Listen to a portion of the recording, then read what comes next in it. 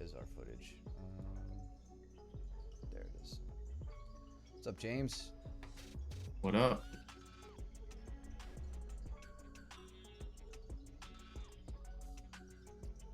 Super stoked to see Jason back at class right here. Yep.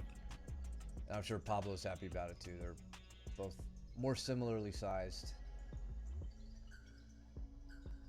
than some of Pablo's other options. Got Haley and I training, and Chris and Jordan.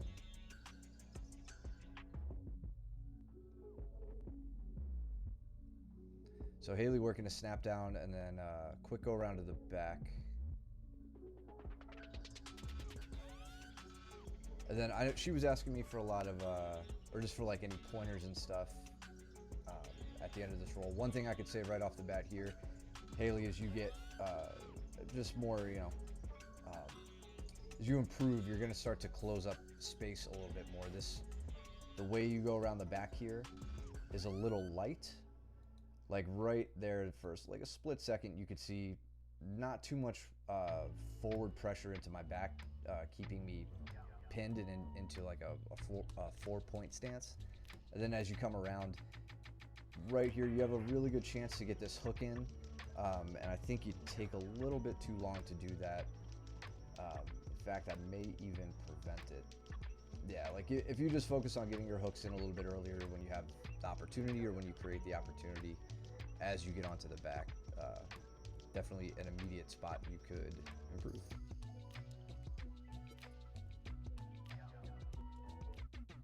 What's up, Mango? What up? Is Jason just about past Pablo's guard? Pablo did a good job of keeping his knee in and keeping Jason's shoulders framed. There, now Jason makes his way around. George do a good job trying to maintain this inside position, and just as I said that, Chris goes straight into Ashi. That was a good transition from Chris. Let's see why this happened. So he's got this like De La Riva hook. Yep, and then squared up the stance. Yeah. So Chris used his right hook. So it was maybe a little subtle here, but when he shoots his right leg through, he's hooking the back of the left hamstring and knee of Jordan, and it's slowing down this back step so that Jordan can't really have a staggered stance anymore. So he uses that hook in order to start dragging the left foot forward, and then Chris can shoot his leg through and and shoot straight into Ashi. They can't hear me. Cole's saying you're kind of quiet. Can you hear me? I can hear you just fine. Mango says you're good. This is all Cole's Okay. fault. Cole? Good. You're gonna have to figure it out, bud. Mango. So he has 5 new blue belts in the squad. That's awesome, man. That's really awesome. We have our own promotion ceremony coming up soon. Oh yeah. Told them right after, everyone is going to go 110. Yeah. Yeah, when you get your blue belt, this fun little thing happens where you suddenly want to train a lot harder, but now every other white belt beneath you has put a target on your back. So enjoy that. Yeah, I think you're good. Oh, Cole, it was all a big joke. He's saying you're kind of really loud. Of course. I might be able to do something about that, actually. You go ahead and keep talking. See if I could find the volume. Okay. Oops, messing everything. I'm messing everything up here. Cole, Oh yeah, totally messed it up. Thanks, Cole. Yeah, dude. Maybe you should just like turn your volume down on your phone. Thought about that.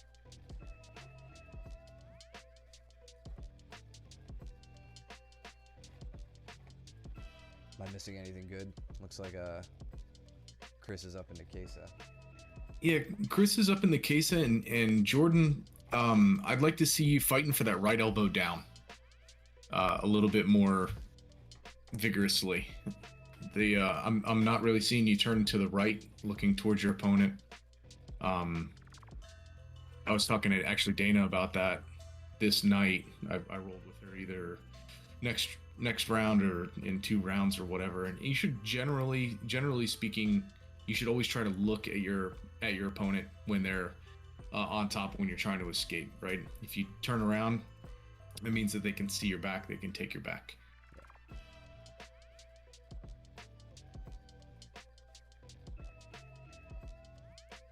We got Brandon and Luke too.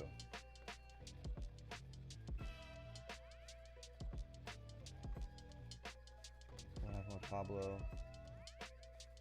So Pablo at some point got his ribs crunched up pretty good.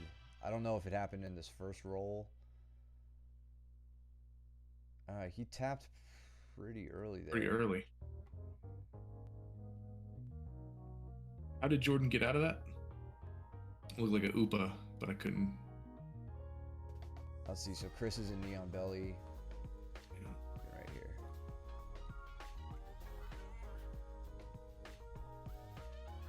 Chris is doing a good job trying to get that far side underhook. Looks like Jordan just timed him, like got him, Yep. caught him thinking. Blocks that knee with the elbow right on the outside. And yeah, just looks like a little shoulder push. He's got him like squared up at the elbow with both hands. Mm-hmm. Little push, and then comes up. That last little bit of head control made the big difference right here. Mm-hmm. Right, he gets the underhook, comes up, heists his hips up, and wins the hip height battle. Good timing, Jordan. Very nice. It's a heavier belt, and they'll grow into it. 2 stripes right now. Big adjustments to make still.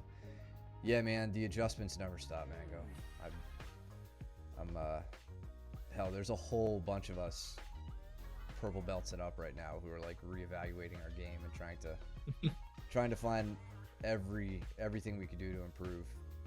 But that's the fun of it, man. This would be a real boring sport if it was just like learn these 64 moves and you're a black belt.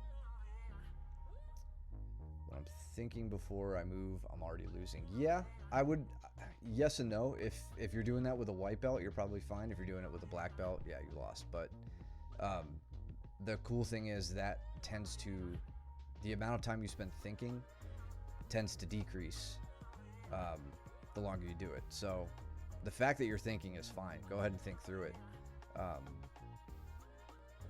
Practicing the execution and then making that the time it takes between the impulse and the execution, the shorter that gets, typically the higher belt you are. I think that was a crappy little takedown for me, but it worked, I guess. You guys can typically tell when I'm about to do this takedown to you based on how I'm using my overhook. I'm not like lazily doing like half a whizzer kind of thing where I'm bringing my arm back in front of you. Look at like what I'm doing to Chris. I'm grabbing onto his tricep and I'm tucking my elbow in very tight to my body because I know I'm going to take him to my right and I don't want him to base out in that direction. So there, the elbow is fully tucked into my ribs. I'm trying to trip his foot. My short little legs managed to reach and I end up in his close guard.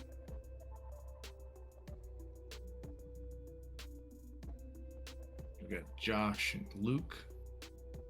Now Caleb and Jason. And other Jason. And then Jason Pablo. Yep. It's a thin line between thinking. Yeah, no, it is. It's a good way to put it.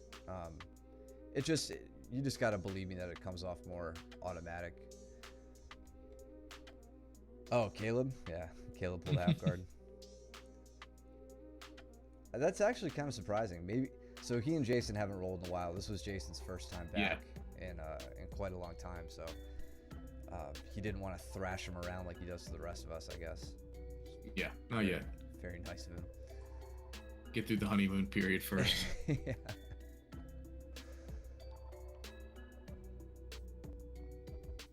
I think we may see Josh here working some Darces today. I know that came up in my role with him. I think he may have been working on that with Luke at some point.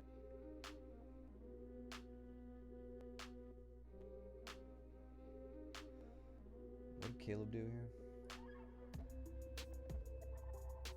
Oh, Yeah, that's kind of interesting. like a tripod sweep, but mixed with a scissor sweep. Yeah, just a very different. I mean, it's a three point of contact, right? He gets the Yeah. the other leg. That's interesting. Yeah. And then And he had Jason, that other leg under control, so it's not like he should be worried about any sort of leg entries or anything. yeah, It was pretty nice. I like that.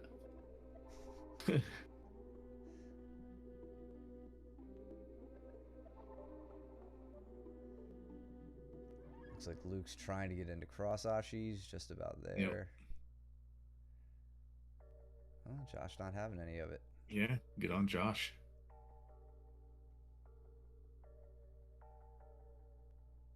Josh generally does he does a pretty good job of hiding his legs. Yes, yeah, definitely. So, I think I know what Jason is thinking here with Caleb. He likes that De La Hiva sweep. Yep. In fact, he's the reason I know how to do it. Mm-hmm. The problem is, I've done it to Caleb before. Caleb knows it now, and Yeah. he's not as easy to do it on. So it's probably not going to work on him for Jason. I hope it does, but That was a solid mount attempt by Josh, trying to take Luke by surprise here. There is one thing that I kind of want to shore up on this, Josh.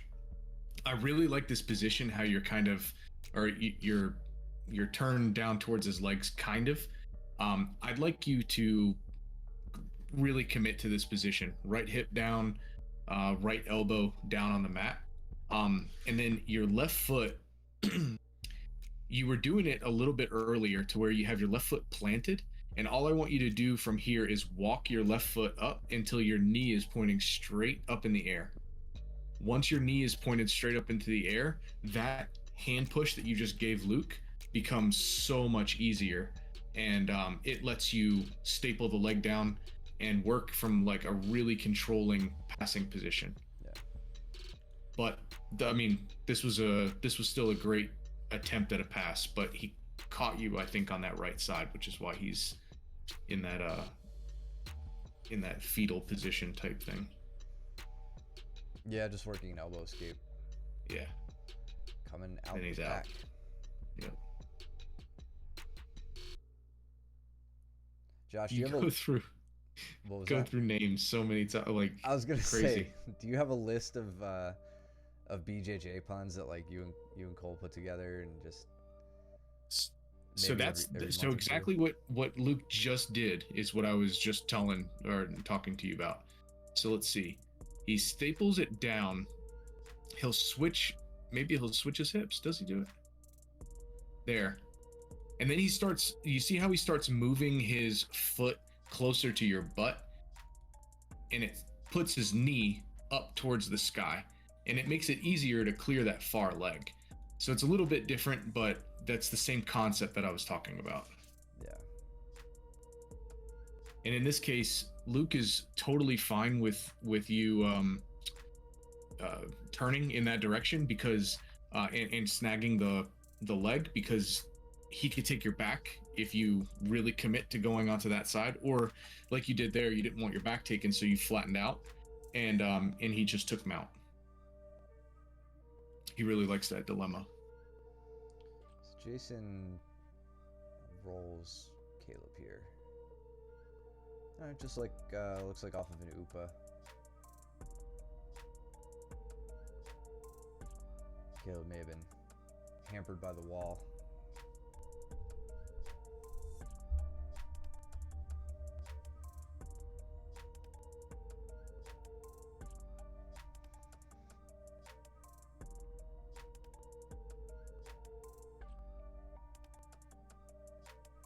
So Jason's doing a lot to... Okay, there we go. That's good.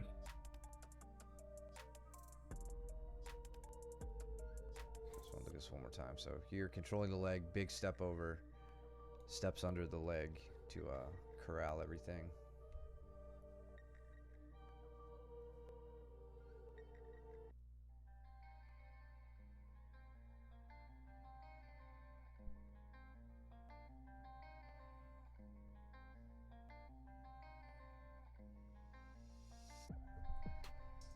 Looks like Jason's getting baptized with Yeah, Caleb's mount right now. he's getting the business. So belt promotions are soon. What factors go into considering someone for the promotion? One, the least sexy criteria is probably attendance. We we track attendance at the school, not to like say, all right, you've reached this many hours, therefore you get this stripe or this belt, but largely just to see how much people are committing time to training. You know, you could get a blue belt and then get the blue belt blues and not show up for 3 months, 6 months, a year. You start training again, you definitely don't deserve a stripe, despite the fact that you've had your blue belt for a year, right? So tracking attendance is a good way to take any uncertainty out of it that way. The other better criteria, in my opinion, is just qualitative. Like, all the coaches roll with all the students. I mean, you see it here. Mike and I are rolling with everybody. Luke and Big Mike on Tuesdays, like, they're rolling with whoever wants to roll, and that way we really get a feel for who's improving. Speaking of, I don't think I ever would have guessed I'd see Jason hit a roll like this. This is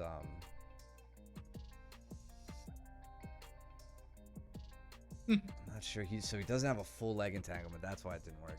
But that was a clever little try. Yeah. And then let's see. Before I go back to my thought, Jason trying to stay on the back, having a hard time getting his legs in on Caleb. Right here, Jason, this is where you definitely don't want to hang out for too long. Yeah, I would I would bail instead of getting bucked off, and then reestablish. I don't think he's experienced the Maki Komi yet from Caleb, but in due time. Yeah. Caleb wanted an early one with me, so this sucks. I like him when he's way more tired, even though I'm typically tired too. But yeah, it's important to the coaches and the higher belts that we all roll with you guys, or roll with the students in the lower belts, and see where they're at, feel the progress they're making, and that's what informs us the most as far as what goes into promotions. I know some other schools are like, black belts are snobs, or they're like cult figures, and it's like, you don't ask the higher belts to roll. We absolutely don't do that. We roll with everybody, even when they throw us around like this. The disrespect. Yeah, for sure. I guess I wouldn't like put it necessarily as a character, as a criteria, but like, you're right. Like, we want good students, and we want our growing students to be teaching those beneath them, right? I want to see Caleb helping out white belts. I want to see Cole coaching white belts. I want to see Danny honing his skills with blue belts, whatever, like all that stuff, to just to like keep everybody getting better, because when one person gets better, all of us tend to. So yeah, if people are just selfish in their progress, it's not like I would deny them a promotion or whatever, but you'll see their growth stagnate. Like, it'll show in other ways when that happens. So here I'm doing a lot of what I was telling Josh to do, either last Wednesday or last Sunday, or I'm trying. Caleb is ready for it right now, but he's working this body lock pass. He's put me in half guard at this point, and I know that he wants to come around to my right side. So I was trying very hard. I'm starting to fail here. I was trying very hard to get his head on the right side of my center line. That way it makes it much more difficult for him to establish side control if he gets around half guard. This roll from Caleb was probably the first time I've rolled with him, and I don't know. It's gonna, any which way I say it, it's gonna sound like I'm like dogging on him, but I'm not. But like I was very impressed with him with this one. He's working from half guard and not advancing his position. He's using the position, which is fine. That's what I want. He takes his time to shut down my attempts at disrupting his guard, right? He's really doing a lot to control this far side arm. He's pinning me very effectively. My hips are immobilized. He's taking his time isolating my far arm with his underhook, and then with 2-on-1, and he sets up a Kimura. And he's had me here before plenty of times, and I managed to get out. But here he really takes his time, adjusts his grip. Now he starts to think about, all right, how do I work towards the finish on this? I've got to get around his legs. I gave up the leg there strategically. I was hoping I could straighten my arm out and work a different kind of escape. I was kind of in the final stages of this. He stayed put with it. He didn't jump. He knew what he had. He didn't lose position at all. And as soon as he passed, he pulls my arm up nice and high. He gets it right behind the back, and it was a fantastic Kimura from him from start to finish. Really good control through the guard, all the way up to the finish. So that was awesome, Caleb.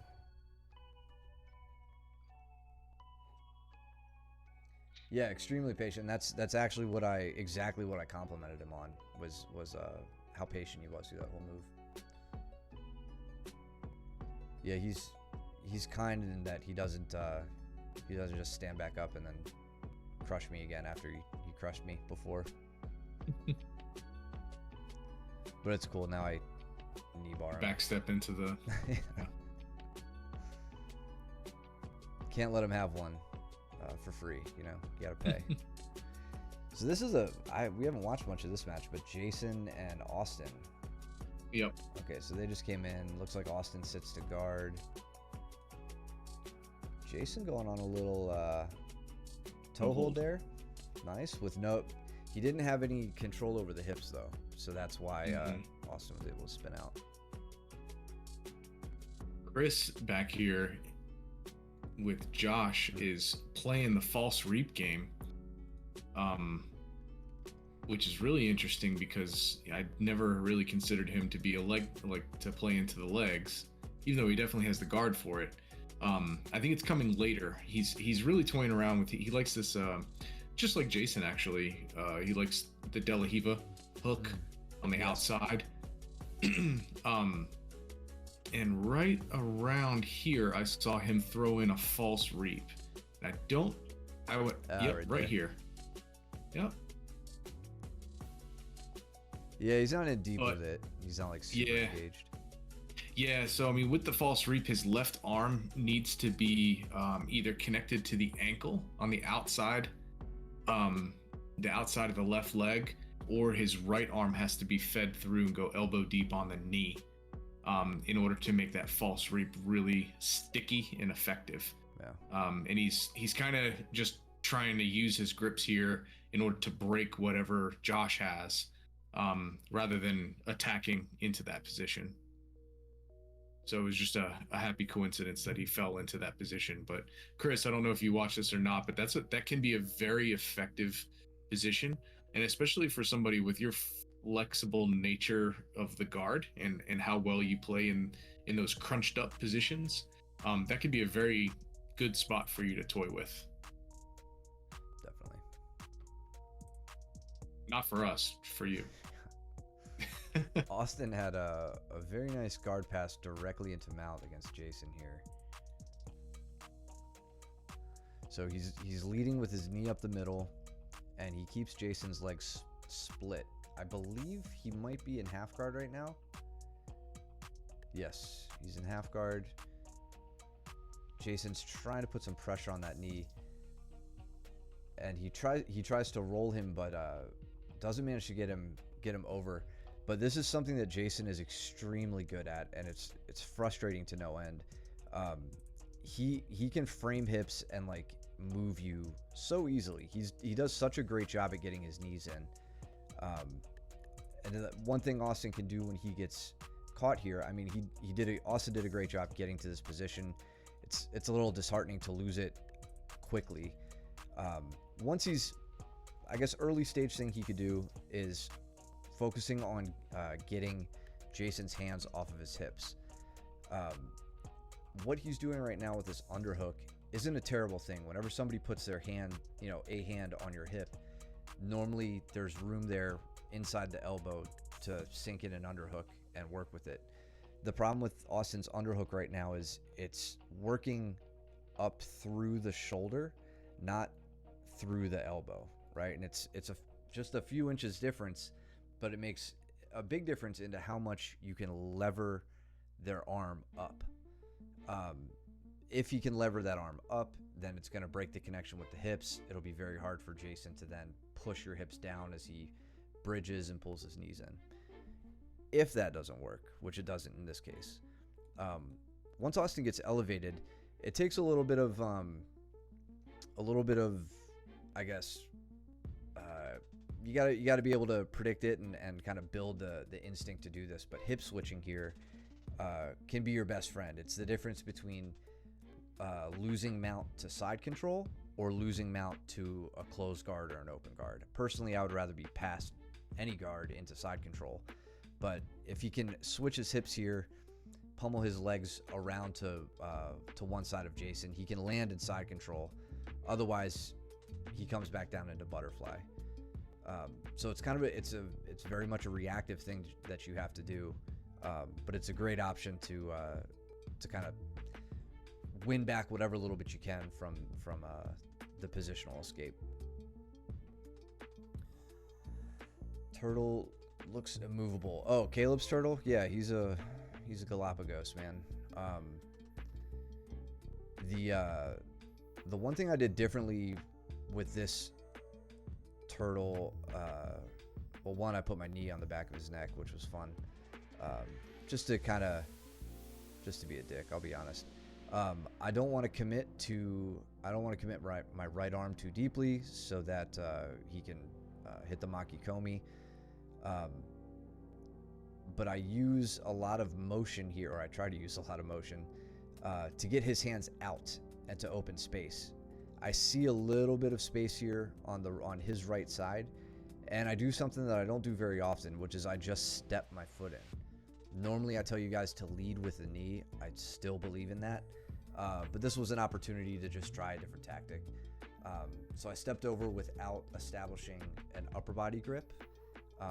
If I could establish a lower body grip, even one hook, I feel okay about that. So I get the one hook in. He actually or no, that was Justin later on. Or Justin last night maybe disrupted that really well. But then from there, I start to throw on my strangle threat to get him to roll over. And spoiler alert, he does a great job hand fighting for the next minute, and I don't strangle him.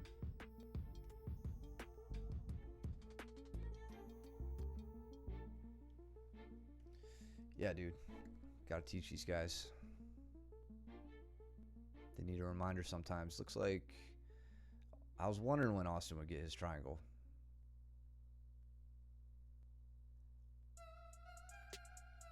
Jason's toughing through it, though. Austin's trying to go for the arm.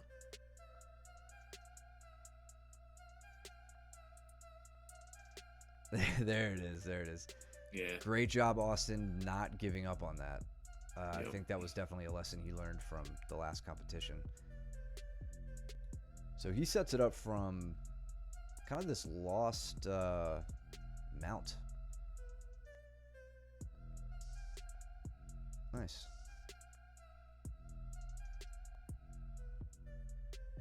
That was good. Working the armbar. Like, look how this works. He's on the best angle right now. He's fully inverted. This is what we like to see. For whatever reason, Jason's able to tough through it. Now he says, all right. He's squared back up to me. Let me attack the arm. Jason starts to defend the armbar. He stacks him. Austin goes back to attacking the triangle. Now he's back on the angle that he likes, and he can work back to the triangle finish. That's a good playing of that dilemma, the armbar triangle dilemma. The only reason I got away with crossing ankles is because I was so high up the body. If my ankles were down here, as they typically are, like when you start, if you're drilling and you start seated, your ankles will be low. That's where they're in the danger zone. When they're north of the hip line, over the stomach, you can cross your ankles all you want. Yeah, like, I mean, look, my ankles at no point are down between his legs. That's where it's dangerous. And even then, after a while, Mango, you don't even care about that, because you feel confident enough to get out of it if it becomes a problem. That's one of those white belt rules that you get to break later on.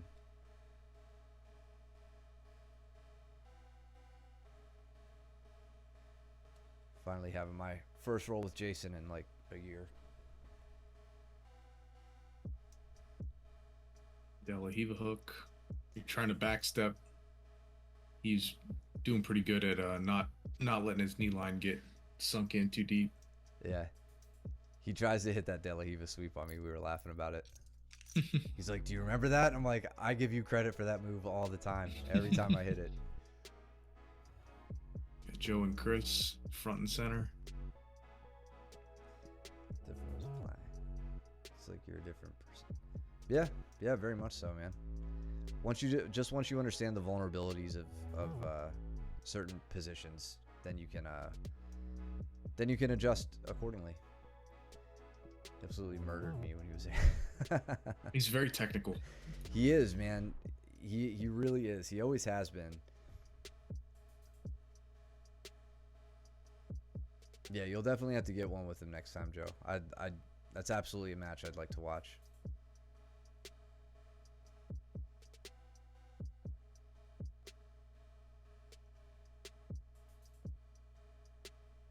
So Joe, just to be careful here, you are exposing your back right now, just because of this grip, since it's across the body, and your other grip is right here on the same side as the body. Think about when we talk about close guard. If you can get both of someone's arms across your center line, you have back exposure. You're doing that to yourself right now, and it looks like Chris knows that, or sees the opportunity. Damn. That looked Nagi. Pretty clever for a second. Mm-hmm.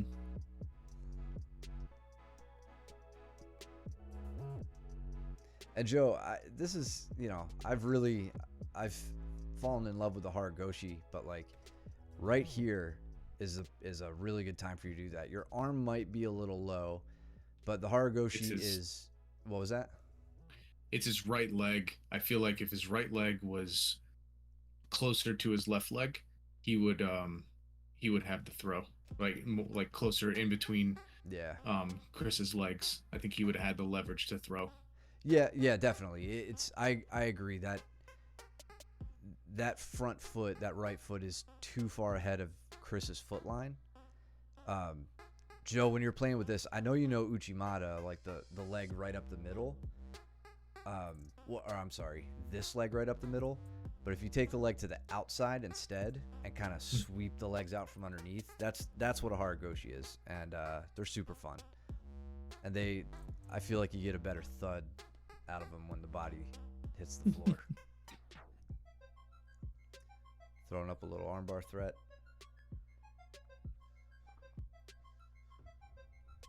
Trying to set up the throw. Okay, good. Yeah, way to play with it. Yeah, keep trying it. Keep messing it up. It only gets better. How did I... Okay, this was just a little baseball slide past Jason's leg.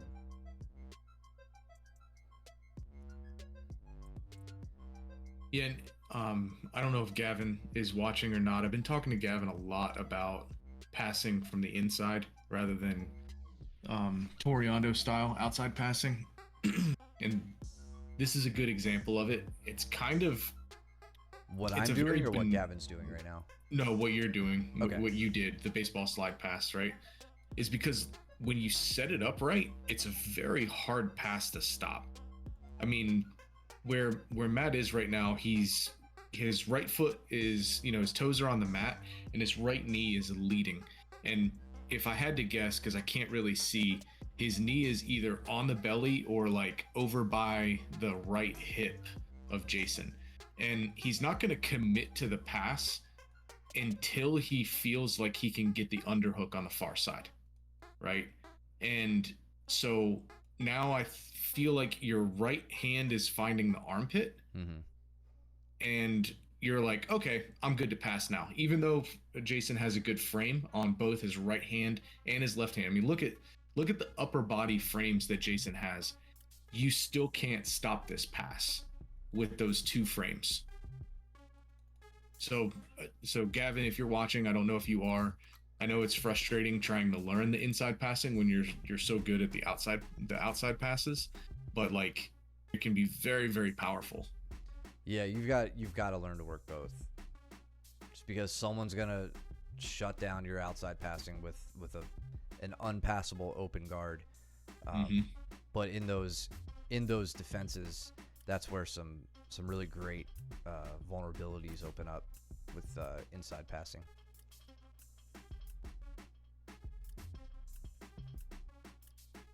Thanks, Mango. Good luck, man. Have fun. For a private with purple use stream. That's awesome, man. Enjoy the private. I hope you learn a whole lot. Thanks for watching, man. Appreciate it.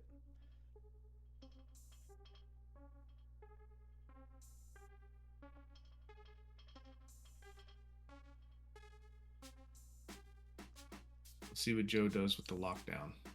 Okay. Big step over. Joe, I'll tell you the same thing that I told Josh. I want to see you walking to get your right foot as close to Chris's butt as possible so that your shin and your knee point straight up, completely vertical. And that'll make it a lot easier to pass.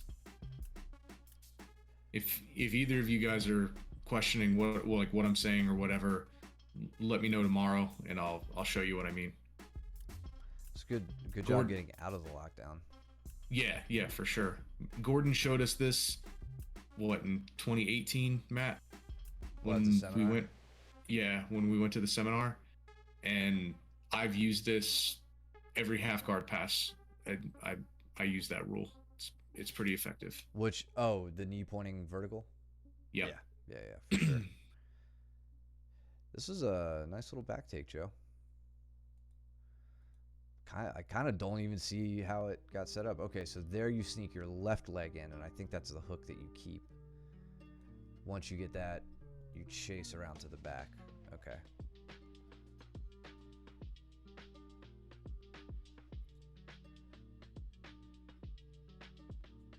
Let's see what Chris gives you here. All right, that's fair.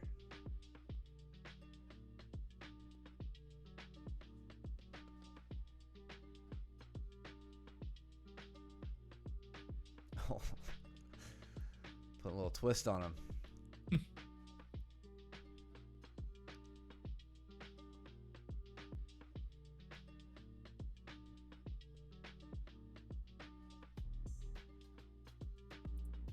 we go to the body triangle.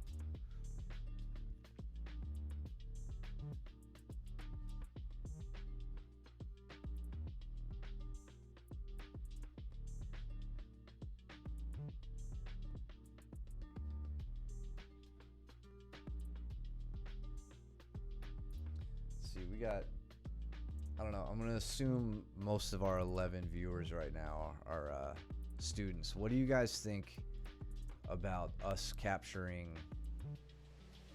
this portion of the mats and not the portion that we're currently looking at?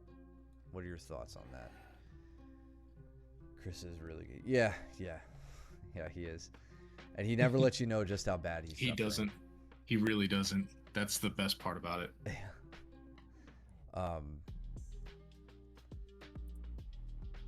gonna assume Josh is freaking out over my question. Let's see.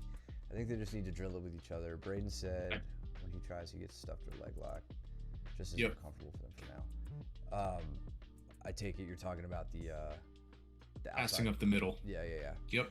No, and that's totally understandable. And there are little nuances to the passes that help you not get leg locked. So yeah, I completely agree. I understand the tentativeness. So yeah, let's continue to work it. Yeah. Yeah, there's also like the fear of getting knocked down. Um, that you also kind of have to overcome. Yep, there's a lot of balance that comes into play passing up the middle. Yeah, I liken it to like the standing guard break, how your Hmm. ankles are within reach of your opponent, and it's like, why would I ever do that? Because you'll build some confidence there, that you can stay safe. You'll If you watch us do it, like we'll stand there with 1 foot on the ground, 1 foot up in the air, pummeling around, not the least bit concerned. It just takes a little bit of practice. Hmm. Jordan says he likes this map view. We could just adjust to it. The only other thing I was thinking about this map view is if the camera was a little higher. Right now, I don't think it's even above Hmm. the wall mats. If it got above the wall mats, it might be a little bit better, and then we could like maybe zoom in a bit. So you got you and Haley, Luke and Dana. In kids tournaments, they should be safe as kids can't leg lock till 14. That's a great point. Yeah, That is a good point. Yeah. Um, that's a really good point. The only other, the only thing they'd have to be worried about is like, I'd say maybe De La Hiva sweeps, things like that. Like those sorts of like open guard, leg entanglement positions. But yeah, that's all stuff we can work on. And in the meantime, if they you know, shore up their defenses against leg locks, even just in the training room with us, all the better. Anyway. Okay, so you guys are starting down. You're letting her start with a front headlock. Hmm. She did something and wound up going into the front headlock, and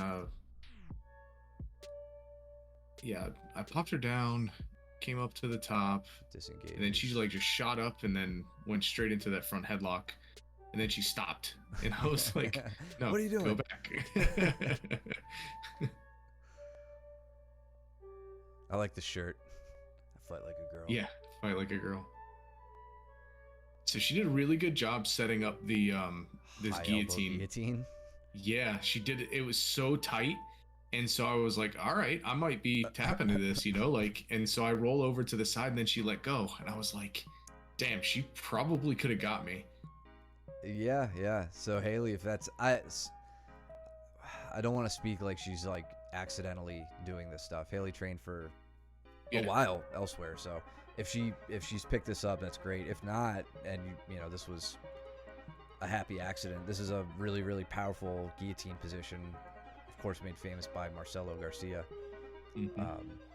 Yeah, the fact that she let it go. It's like no.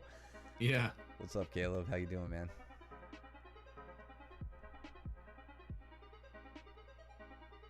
But yeah, we really want to get the camera position dialed in before we put the good camera back up.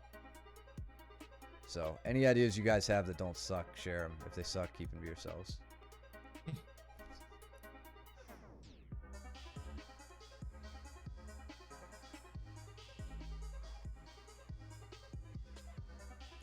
It's like Dana much prefers passing around the outside, which I think is, I'd just say that's common among like beginners.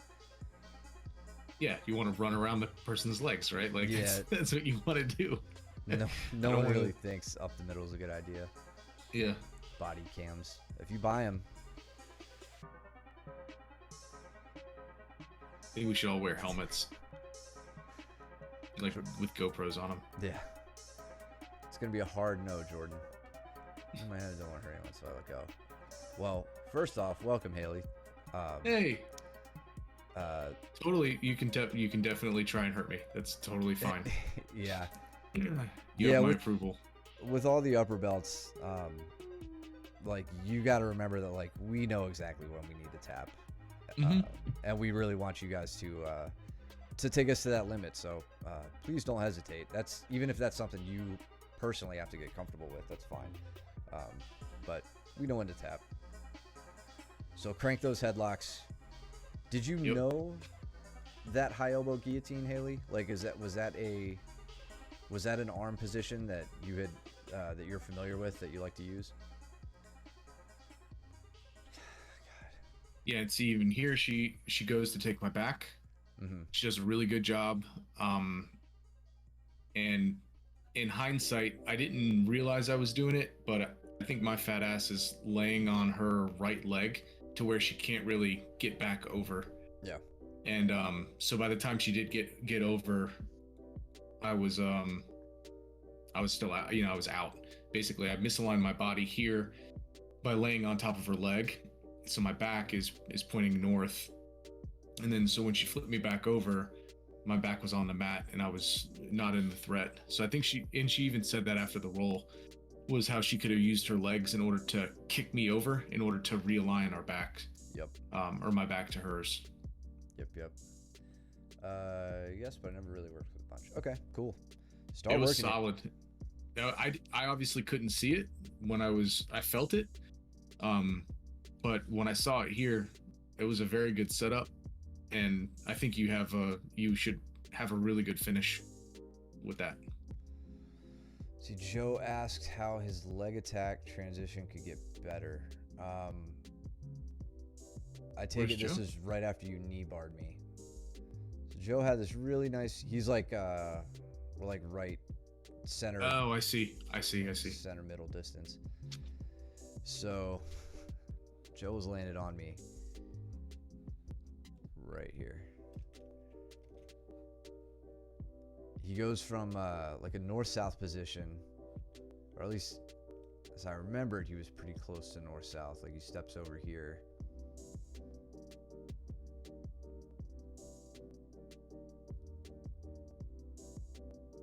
Yeah. Okay, so he steps over my head. I'm thinking, all right, he's going into like dorsal or armbar or something like that. He says, psych, I want the leg. And he goes all the way to reverse ashi, attacking my knee. So first of all, I gotta know, you had his leg, no? No, I don't think so. I don't think I had anything. I think I was very much like I think I was trying to capture his leg. I may have caught his right ankle between my legs, but I can't be totally sure. Yeah. So for one thing, if Matt's left leg was reaching over and hooked in between your legs, Okay, so Joe did have his foot. Okay, if you did, then you could just backstep into the cross ashi position if that was the case. I mean, I really like what you did going full circle here, but if you imagine if your right leg is trapped in between Matt's legs, then all you need to do is take your left leg behind Matt's leg. So you could actually go to your left rather than stepping all the way around the body. Yeah, you know that. So it's kind of a short. Joe. Yeah, it's just a shortcut. But I do really like this step through, and the reason is because of exactly what Matt said. He's like going through his head. He's like, oh, he's gonna go for dorsal, so I've got to get my my elbow down, or I got to protect my elbow. He's not thinking about his leg. So I really like diving straight into the legs from side control position. That's pretty badass. Was it a heel hook? I think you might be right. I don't want you to be right. I don't want you to be able to say you heel hooked me, but I think you might be right. Either way, that was sick. Yep. Okay, so this was way far back. There we go. Absolutely it was. All right, I'm sure you ran home, wrote it down in your diary. Calm down. I believe you.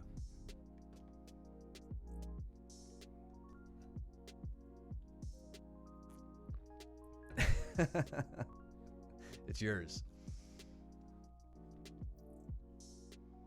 God, Caleb, Kimura's me. You heel hooked me.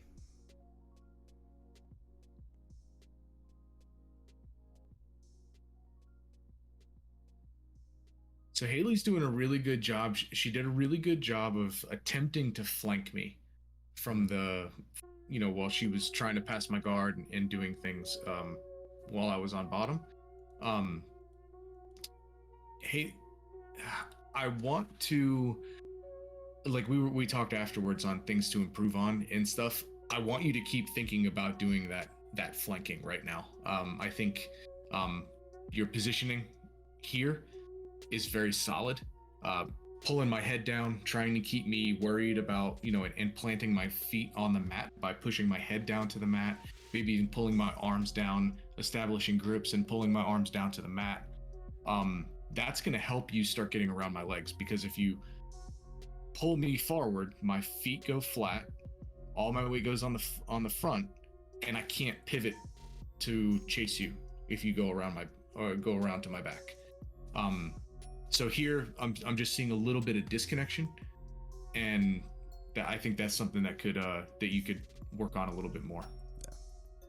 Yeah, here where she kind of backs away, Haley, there was no need to. You were in a good spot. Mike's flat on his butt. Just a matter of recognizing that. Yep. He's on his butt. You've just got to run around, pursue. Remember, your goal after you put your opponent on the mat, or if your opponent is already on the mat, your next goal is to get around their legs. So with you sitting back here, you're doing the exact opposite of that. So you're not fulfilling that goal. You want to go forward to get around his legs, not backwards.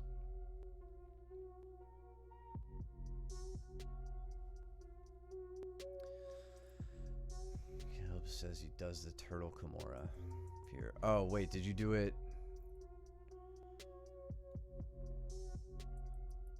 You did it to Ronnie? Is that what you're saying? Oh, yeah, okay. Kimura's Kimura? Yeah. I did that to him a few weeks ago. We saw it on the stream. And he's been doing it to everybody else. But albeit he's a lot nicer about it than I was to him, so. I think he gets the actual Kimura though with Ronnie. Yeah, I think she tapped there. There we go.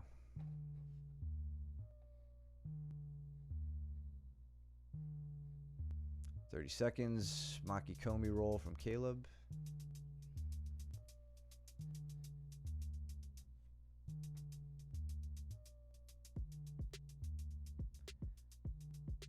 There's a better example, Haley, of the forward movement you need when you need it. Obviously, you don't want to get put a leg entanglement, but that's another story.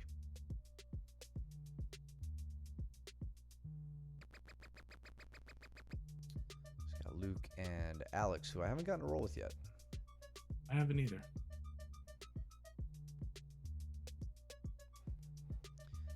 And Luke just putting on a demonstration on the value of the underhook. And also the value of a blocking, an appendage, whatever it is, your arm, your knee, your head, blocking the elbow as you go behind. Notice Alex takes a big reach over the back as he looks to circle, and watch what Luke does. Boom, arm in a single frame just shoots right up, stops the entire progression, and Alex gets put on his butt. Or now he does. That's why you need to block the arm before you go behind.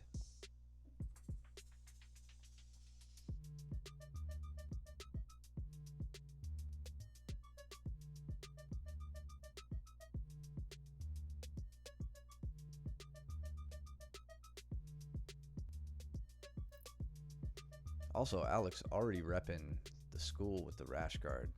Yeah. We appreciate it, man. Good for him. Thank you. Nice, coming out the back. Looks like he's got a little bit of wrestling in his past, if I had to guess. Or maybe he's trained elsewhere.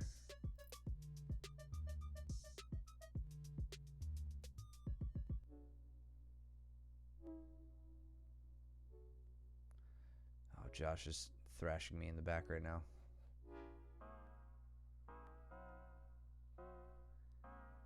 Muay Thai 5 nights a week. Muay Thai. Well, can't hit us here. Sucker.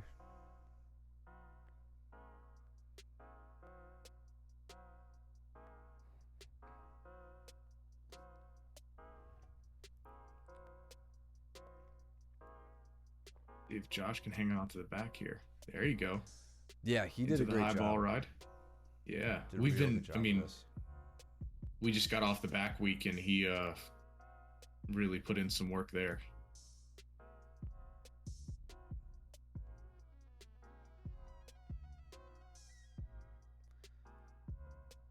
So notice how Luke is stalking Alex down. He's keeping his legs back. He's keeping his level very low, so it's not easy for Alex to shoot on the legs and get Luke off balance. If Alex wanted to do anything here, it would probably be very similar to what Luke does, which is snapping down. Mm-hmm. It'd be loading up Luke's arms. So, putting Luke's arms on the mat and then loading them up with some front headlock pressure. Instead, Luke gets the drop on him. Now Luke does it. He gets to a front headlock position here. His knees are off the ground, so he's putting his weight on Alex's shoulders. And Alex is smart to try to regard if he's not going to scramble out and he's just going to accept basically being taken down, then smart of him to try to get his guard back. And then looked like maybe an Americana or Kimura. I think Kimura. One or the other. Yeah. Or straight arm. I don't know. Yeah. It's hard to tell. Maybe a wrist lock. Luke's a jerk. Fair point.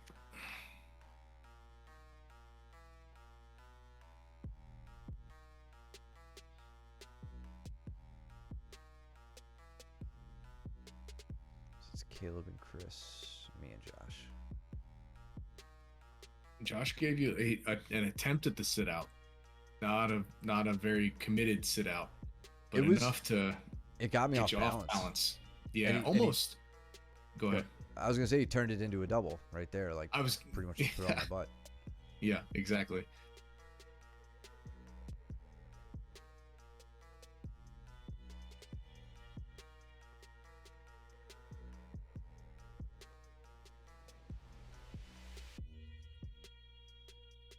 What did Caleb get something here? Looks like probably a Kimura. Mm-hmm.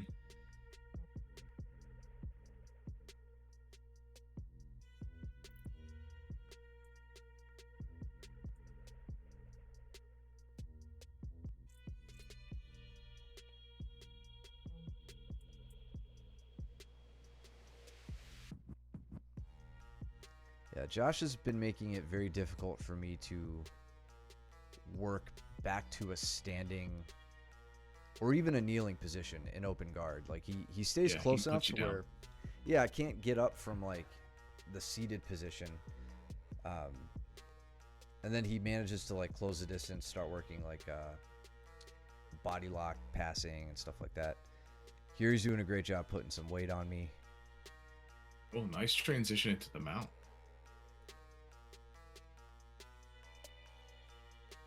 Yeah. Big high step over. Well timed. Yeah, as I turn back to him, he's just right up and over.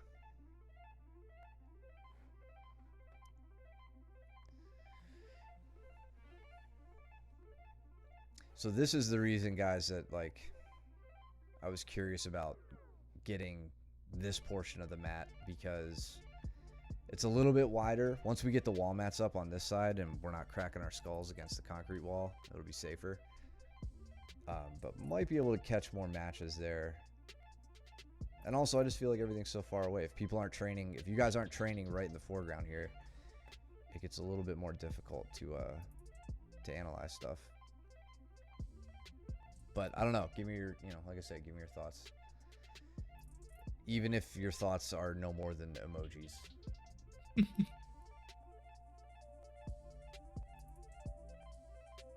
Or you guys could just like train here in the foreground. It's hard because it's at the edge. Yeah. Like nobody wants to be next to the black when they're training, like it's like the border before the border. You just don't want to be there. Just go with your heart. Wide angle above the line. That was, that's what I was thinking as well. So the lion, it's a want, not a need. But to have the lion logo in the frame, I like, just for, branding purposes, I guess. And then the really, really, really want that we might have to not do is having the TV in the frame.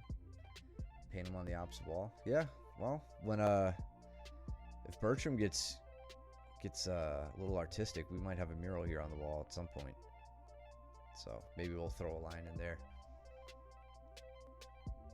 But yeah, having the TV in the frame helps with the editing. footage. Yeah, it helps with editing, and then also like, I mean, I feel like when you guys see this, you can tell like, oh, it's yellow. There's 30 seconds left. Let's see, you know, people change their intensity or whatever. But mostly it's for editing. So you can put a small mirror up. I swear to God, Caleb, I actually was considering. Thought crossed my mind.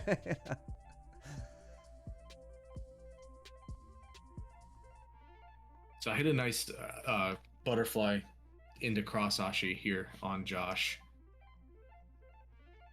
All right, let's see it. So I wasn't feeling comfortable standing. He had a really good upper body connection with me, so I sat down to guard, pulled him into a butterfly, and then got straight into a cross ashi position.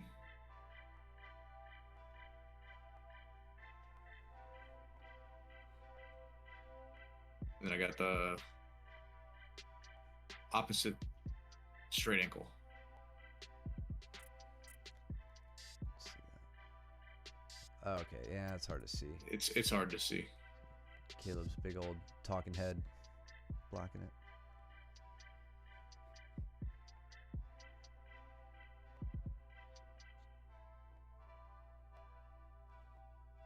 You make a great point, Jordan.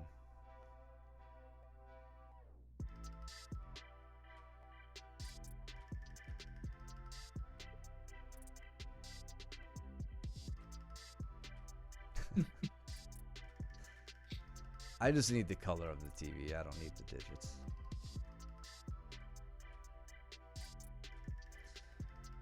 Luke with Mora. man, he does that better than anybody. It's so annoying. The Kimura setup from the bottom half guard. Mm-hmm. And then he pushes through it. He keeps the Kimura the whole time. He doesn't just use it as a sweep. I mean, he uses it for that, but like a lot of people give up on it here. Mm-hmm. And he's just really great at either retaining or re-establishing the grip on the wrist. Yep. Oh, Caleb, don't just let him take top position.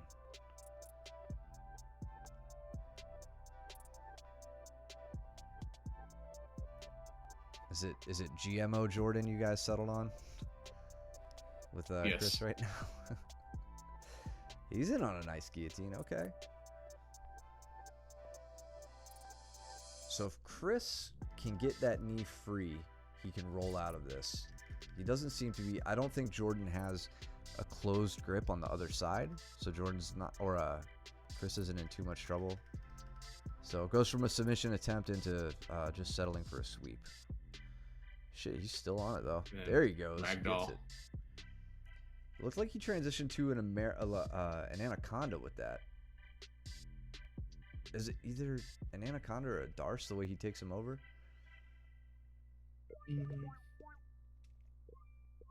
I think that's an anaconda. Is it? I think both. Or- I think it's just a guillotine, Just might and he be a just guillotine. ragdolls him over. You're right. Yeah, I think you're right. Thank you, Thanks, Joe. Catch you later, man. Take it easy, man.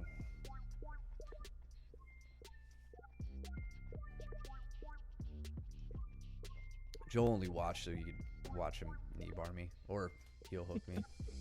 I would too. Yeah, I don't blame him. Sometimes I come home and watch footage just to see myself like throw Josh or do something cool.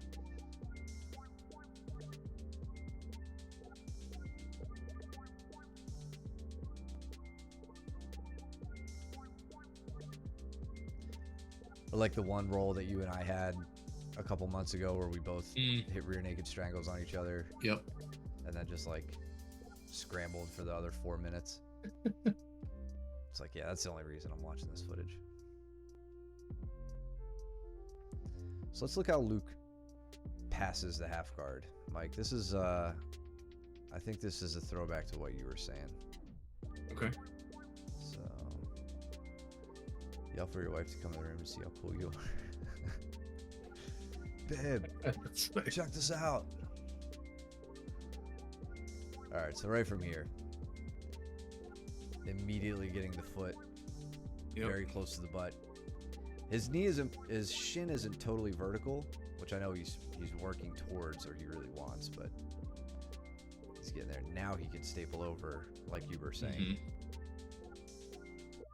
And he normally likes to set up the back take from here, but he'll take what he can get. Like if you go flat to the back or flat to your back, then he'll take mount. Yep. But he's really trying to set up the back. You can see how he's trying to pin that far arm, Caleb. Whenever he's trying to pin the far arm, that means that he's trying to get you to grab the arm, and then he can gift wrap and do the chair sit back take. But it looks like he got whatever he was after.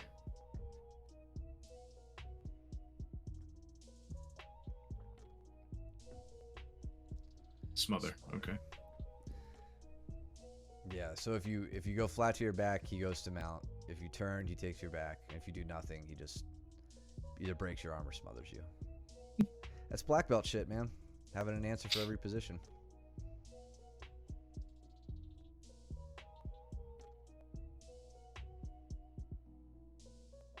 I'm really happy to see a lot of people not getting caught in leg locks.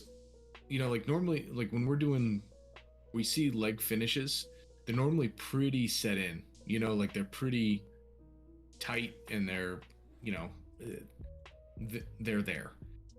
But for us, there for a while, like at the very beginning, when we get a lot of new students who aren't used to leg locks, we get a lot of like early taps, and there's nothing wrong with early taps. Don't get me wrong. But now it's our students are becoming a lot more comfortable in those leg entanglements. Yeah. Speaking of Gavin here, switching legs, throwing up the Irimiyashi, and one thing I was having him and Braden working on was the switch from Irimi to outside, right? So, Gavin, you might be able to see here a little bit better. Maybe I could zoom. It's still kind of blurry, but this is what I was talking about, where you're gonna typically use the standard ashi or Irimiyashi position to work your hip control, keep your opponent broken down to their hip, not standing, and work to get heel exposure. That's usually what's happening there. When you get the heel exposure and I start to turn because I know I'm in some trouble, that's where you see this start to happen. You turn, your what is now your bottom leg, your right leg, should be kind of hooking on my thigh to slow me down, which it was. And then now as we finish our roll, that leg that was just hooking my leg here is going to transition to the outside, which you do there. The only, like I think I told you after this roll, the only shortcoming was just you lost the heel hook grip. Whatever, that's an easy enough thing to work on. Oh, and I think I mentioned rolling over your shoulders instead of your elbows. Looks like here you roll over your shoulder. Here you come up on your elbow, and that's probably where the heel slip happened. Right? If you can keep your elbows tight to your body as you roll, like I want to see that left elbow tucked in a little bit more. There's a very good chance that you'll keep that heel exposure. And now as you switch your legs, imagine where you'd be right now with that heel exposure, and your legs on the outside. That's where you can then throw in a really good finishing torque on my knee to break it. So that was good. I'm glad we got to see whether or not you were rolling over your elbows or your shoulders there. So just a little something to tighten up.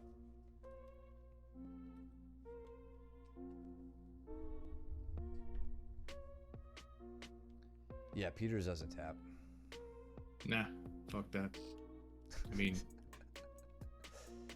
I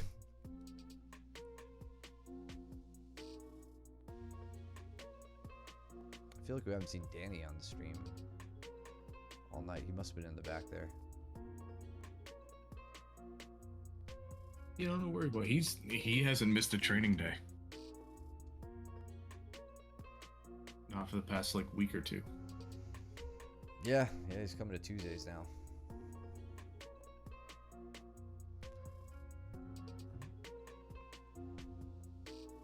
heavy pressure from Caleb. It was not fun. No, never is. Okay. James, you and me got to get around in. I feel like we haven't rolled in a minute. I can't remember if we rolled since you've been back with your brace. Maybe I just forgot. All right, so Danny and Jason are, man, for a second they were both loaded up right here. This is vulnerability for both of them. They're in I mean, look at their stance. They've got like a left on right stance, that Kenkaiatsu position, just completely pushing in towards each other, either one ready to fall.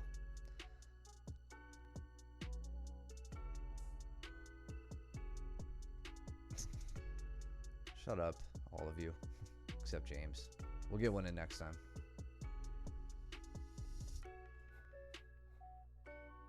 We haven't found the unlucky corner of the mats at the new spot yet, so I need some bodies. I need to go all around. Maybe it's the back corner here where like nobody trains. See who I can injure back there. How did they get to the ground? It's like Danny hit. Danny pulled. Okay.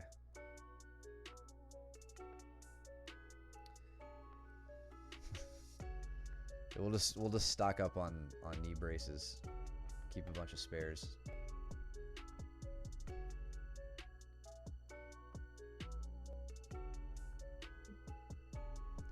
So you're really using your knee shield to try to create some space, relieve some of that forward pressure from Caleb. Yeah, so I wound up getting my knee shield back in, and once I got my knee shield back in, I felt pretty good. So I dug for the far leg. I get into this Arimiyashi position, and for some reason, I don't normally. I went for like that scoop grip, and it wasn't working out for me. And I was like, I don't know why I'm using this grip. So I went and switched back to my straight ankle grip that I like here. And Caleb does a really good job of blading his hips and keeping that left leg under control. So I tried something a little bit different, unorthodox. I actually used my left knee or my left leg to try and capture the knee line with like an outside, and then I wrapped my right leg through in order to try and off balance and like feed it through on the far leg, if that makes sense. So I figured that if I pressured down with my left leg down onto that hamstring, I'd get him stepping, and I could use the right leg in order to trip him. Mm-hmm. And so I did that, and I figured if he continued to go this way and fell down, then I would have a heel hook, right? And if he rolled through it like he did here, I wound up losing the knee line, and then I was able to get up and get into the turtle position. Yeah. Turn it into a sweep. And then I get to try and break his turtle down. There you go. Just chill. I was not rolling with Pablo when his ribs got hurt, no.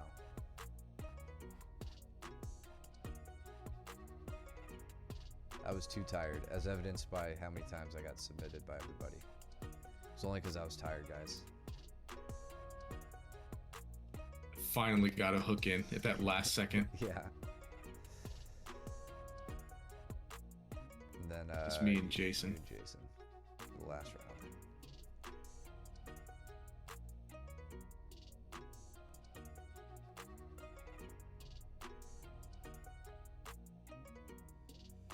I'm trying like hell to get his arms off of my head so that I have access to his legs. Yeah, it's like trying to open his arms up in Kimuras or arm bars. Like wherever he puts his elbow, it's just not going to move relative to the rest of his body. Got that metric air in my body for 2 weeks. Breathing kilometers of it.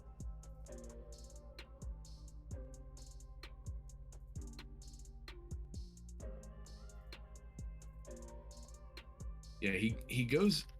I was trying to bait him with. He really likes the knee pick and then dumping from there. And I was gonna try and see if I can counter that in a clever way, with like a roll through. And he didn't really take the bait. He kind of tried it, went down to his knees, and I think he was thinking that I was gonna just sit to guard. And I was like, no, I'm gonna try and stand again. I wanted to get him down to the ground. What you do have here is an opportunity for a slide by. Like if you Me? Yeah, if you shuck your head Okay. to the right, like look where your left arm, kind of like what Bertram likes to call like the waiter's arm, where it's just like Mhm. holding the towel. If you shuck that shoulder by and turned yourself, bladed your body so that you were facing the camera, pulled him with your right arm, right? It's similar to like a similar kind of pull to that over tie bicep tie that we've been doing. Okay. Right? If you just turn yourself hard to the right, pull him with your right arm, and shuck him by with your left arm, I think you'd have a slide by like Mitch used to do to us all the time. Okay. I'll have to try that.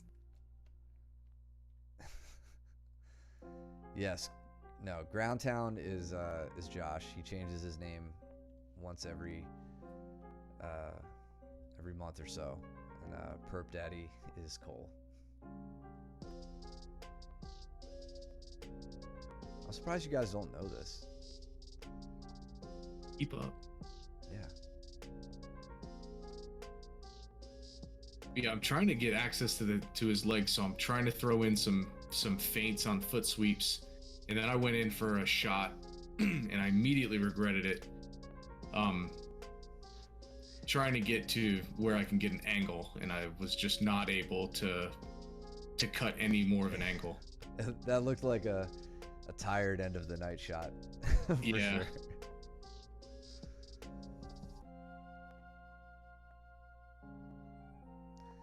I'll have to go back if I remember in 3 minutes when this round is over. There was a moment with Joe that I had that was a bit of an aha moment for me with grappling or with wrestling, for when those shots fail. Damn, Jason. Dude, he dove over. I stuffed the Kimura by using my right arm to feed inside. So this is like a top secret shutdown to the Kimura. But if you use your other hand to feed into the bicep of the Kimura, like I'm doing here, it shuts the torque part of the Kimura down. This is what you saw from Sean Williams, Yep. right? Yep. And yeah. I think Go ahead. it was from the dorsal position. I'm trying to remember how it is, but yeah, Yep. I think the same sort of approach. Yep. So I use my right hand, feed it into the bicep here, and now I can actually come on top and get to start attacking my own Kimura if I wanted. Like, so I'm starting to go around to north-south, inside control, and do that number. So yeah, for Braden, it's something you got to watch out for when those flying Kimura passes go wrong.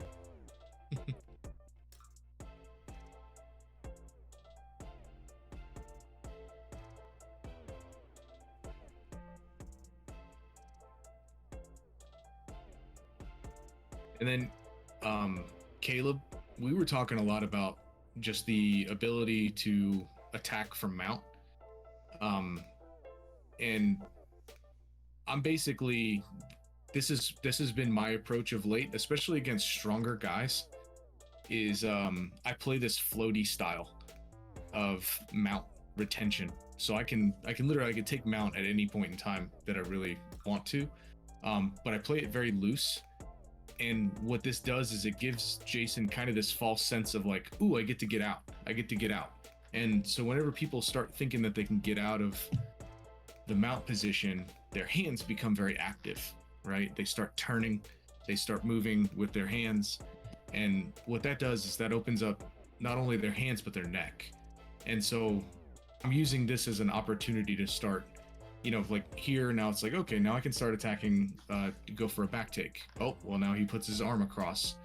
So now I can start thinking about something else to do, right? And in the meantime, I'm using very little energy here. And Jason's using a lot to try to get out.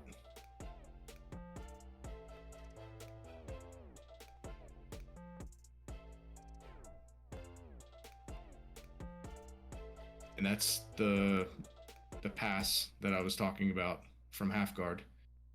Trying to get my knee to walk my foot as close to the butt as possible to drive the knee down to the far side.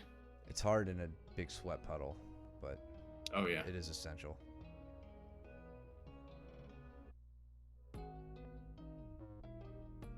No, I know we only have a few seconds, so I'm trying to smother him. I want to find... This actually is... I'd like to give Braden some credit on this, too. I need to find my role with Joe, where he... Yeah.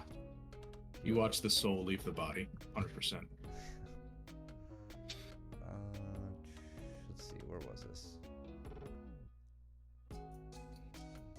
Where is Joe?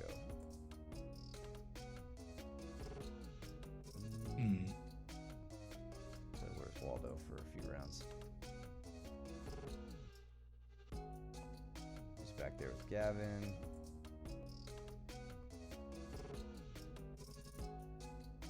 This is the fun part of the stream where we don't talk and we look at useless footage. He's with Chris right now. Yeah. Next round. There he is. He's with me now. Okay, so I hit a single leg on him that failed because he sprawled. So it wasn't there. That's where he taps me.